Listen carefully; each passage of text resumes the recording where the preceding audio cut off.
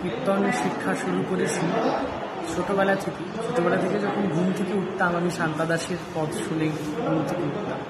তারপরে পলাশ সরকার, শান্তা দাস, ডক্টর কল্পনা মিত্র, ডক্টর সাহানা ভট্টাচার্য, বহু মানুষের কাছে কীর্তন শিখেছি। এছাড়া বহু মানুষের কাছে শ্রবণ করে কীর্তন শিখেছি, বহু কীর্তনিয়াদের কাছে একলব্যের মতো শিখেছি শুনে।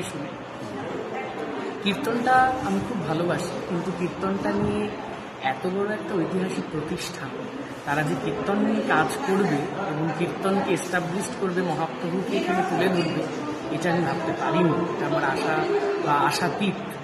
আমি প্রার্থনা করি যেন প্রত্যেকটি সভ্য সমাজ এমন করে মহাপ্রভু এবং কীর্তনের যে সচেতনতা, শুধুমাত্র কীর্তনটা একটা গায়নশৈলী নয়, কীর্তন এবং চৈতন্য চরিতামৃত হচ্ছে গোটা একটা দর্শন। এই দর্শন এবং এই চেতনার মধ্যে বাঙালি যদি আরোতরভাবে প্রবেশ করে, আমার মনে হয় আত্মবিস্তৃত কথাটা বাঙালির মাথা থেকে ঘুচে যায়।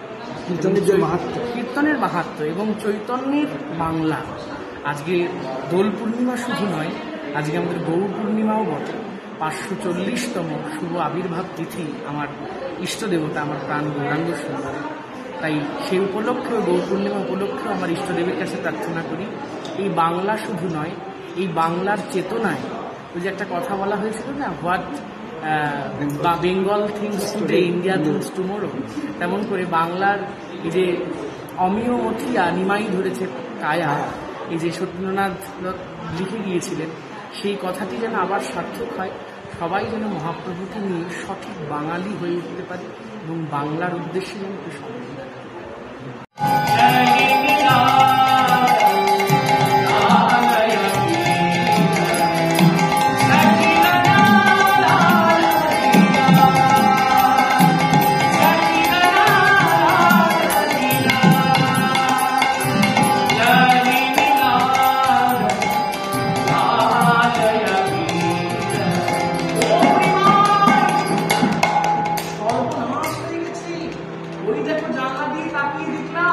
আমার সমস্ত সখীবৃন্দ লালে লাল আবির নিয়ে আমার বাড়ির দিকে আসছে। বলছে, ও তাই নাকি না তিনি?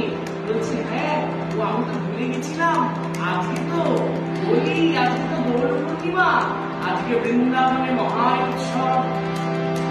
আজ কি আনন্দ